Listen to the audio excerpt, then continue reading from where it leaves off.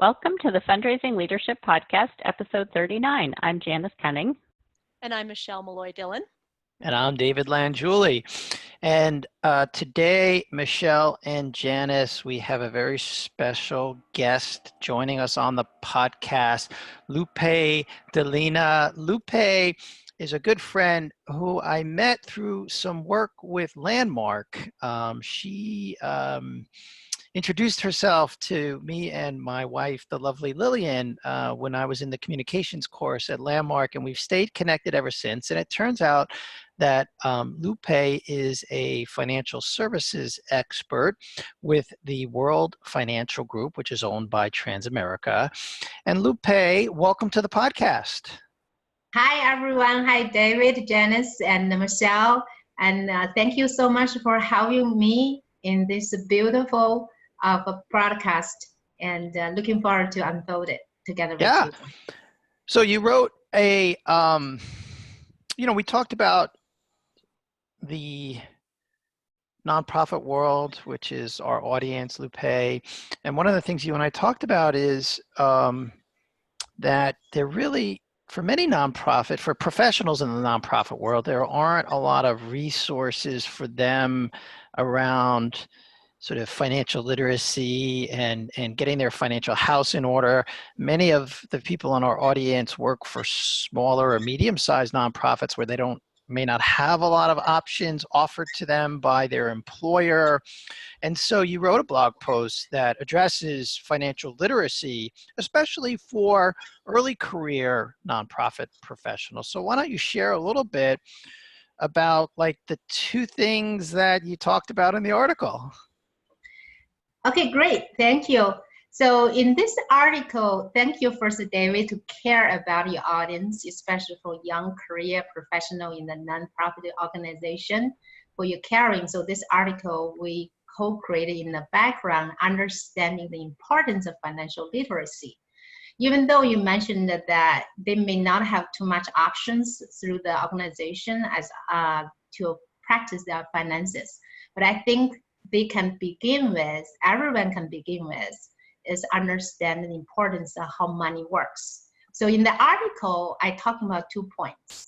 One, how can you leverage the money using through insurance to protect your financial foundation, especially early on. You don't have a lot of money to build up because you just begin your career. But however, for young professionals, you may into already starting a family or maybe into your near future. And plus on that side, and the responsibility, very important. And so using insurance, pretty much like using cents to dollar leverage, so you can protect yourself with that regard of the responsibility for your loved ones. So that's insurance. So one thing I find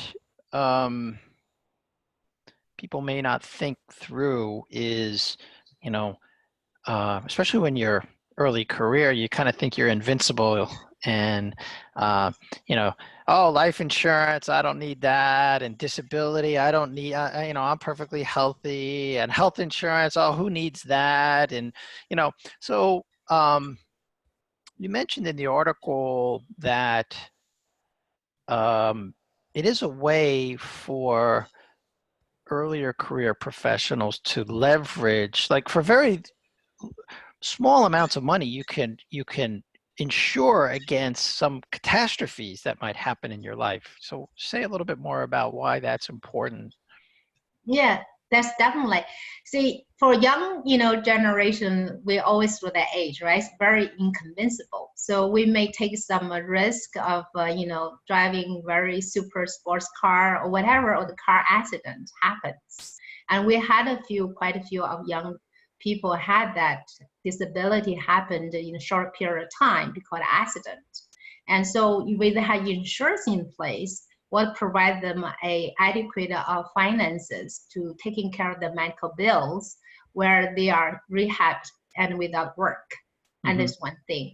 Another thing, how to prepare, even though may not say the accident happened to you, we don't want that happen, but sometimes the body does has its own way of strike we do have some young people, and they had attacked by the internal viruses, disabled from down, very young age. So that's disabled for 9 months.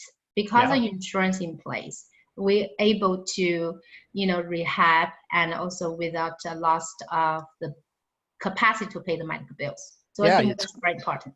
I'm thinking without insurance, there's a sense that something can easily derail us in our young life that can have huge impacts for many, many years forward. Is that what you're saying? Yes, absolutely. Yeah. So it's sort of like putting on our armor early on in our career so that we're ready to move forward and nothing can devastate us financially too much. I'm thinking about Lyme. I'm thinking about Lyme disease. Like I was just with somebody yesterday who's got Lyme disease. I know other people. I mean, you just get bit by a tick, and next thing you know, you've got this very debilitating disease that takes a lot of time and therapy to set your body back on a course where you can go back to work. So, during this time, you need to have some income. Yeah, and have all those procedures covered. Yeah, absolutely. And also one thing I want to share is sometimes, we have a hard time to stand for people, especially they refuse. Oh, I don't need insurance. I had this particular occasion 2 years ago. This lady I got met, and through a couple of encounter. After a while, and I reach out to her about the importance of protect yourself as plan well. And she said, I'm too busy, I don't have time. So 2 years forward, I said, let me take a look reach out to her, how she's doing. And turned out she diagnosed with cancer. And she has no savings and no job. And plus at the time, her family relationship wasn't really in the position, even great to pay the medical bill for her treatment. So in that situation, I wish I had stand for her and really forward, if she has some plan like a protection on his life, they have the critical illness protection around that situation.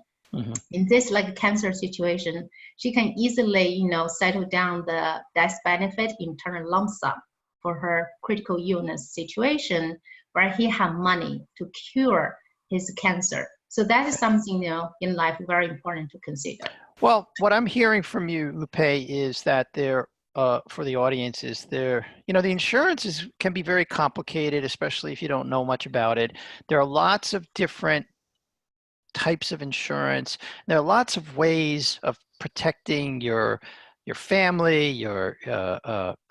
yourself, and someone who has a lot of knowledge and experience with this, like you, could be really helpful. So toward the end of the podcast, we are going to have you share your contact information with folks in the audience. And I know you're very generous and open and want to help people. And we're going to encourage the audience to reach out to you to talk through some of these. It's really a complicated landscape. But before we get there was something else you wrote in the article called the Rule of 72, which I love. Now, let's not get real complicated with the math, because the people are like, oh, the Rule of 72, I can't do math. But the thing about the Rule of 72, it's a really simple math formula. So why don't you share what the Rule of 72 is all about? Absolutely. Actually, Rule of 72 has been claimed as the eighth wonder of the world. Actually discovered by physicist Albert Einstein. And in financial services, we're using Rule of 72 is 72 divide interest rate, and the result is the years for your money to double. For example, right now, if I have people put money in the bank at 1%. So if we 72 divided 1% and equals 72, that means if the interest consistent at 1%, it's going to take me 72 years money to double. So I don't have 72 years for my money to double. So let's give you what is 8%? How long does it take? 8% will be every 9 years, right? 9 years. Wow. That's much better. We feel like we can get on board with 9 years. Exactly. So here's the difference. I can give you a scenario. For example, if you have three people as age 29, each have 10,000 in hands, right? And one had 4% interest to grow his money, and the other one have 8%, and which is the third person have 12%, right? So the mathematically is that one person going at age of 65 going to wind up 40,000. And at 12%, the guy going to wind up 640,000. You can see the difference, $600,000 difference, right? So I'm always saying that the person got 12%, and all along he doesn't have to do anything. His money working really hard for him. Well, I get a 4%. That person have it working, like say 20 years at a $30,000 salary to catch up the $600,000 difference. And that person is working hard for money.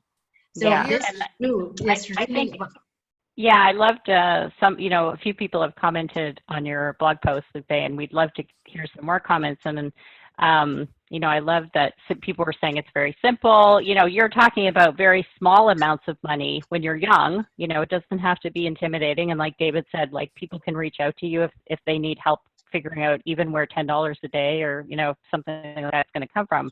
But it's like really using the time that you have. And I think people are really resonating with what you wrote because it's accessible. And, somebody said, I loved, like, I'm going to share with my own child because I wish I had known this at my 20s. Right. So I think you're taking a very complicated kind of concept and giving us a really powerful way of understanding it. So that's really resonating with our readers. Yeah. Yeah. I'll share a personal story. I was very fortunate, like lucky, like the goddess of fortune shined on me. When I first started working, I had a friend who, and I was looking and I was, not making a lot of money, but some money was coming in, and this particular individual, he was very financially savvy, and so he started investing, and then he said, you should consider just setting some money aside and investing it. At that time, he suggested Vanguard. There are lots of good organizations out there you can invest your money. Lupe, you work, you represent one of them as well. Transamerica has been around a long time. So, but getting started early was so huge for me, and I just kept doing it. So now, like, I'm in my 50s, and I can see that I will, even though I'm still working with Janice and Michelle, and we're still earning money, I can see like I'm not going to outlive my money, for my lifetime. So this is so important to start early, right? Absolutely, David. You have to give lots of thanks to that person at early age. Tell you so. That's why you enjoy an oceanfront condo, right? It's true. It's true. I would not be like, this is not braggadocio.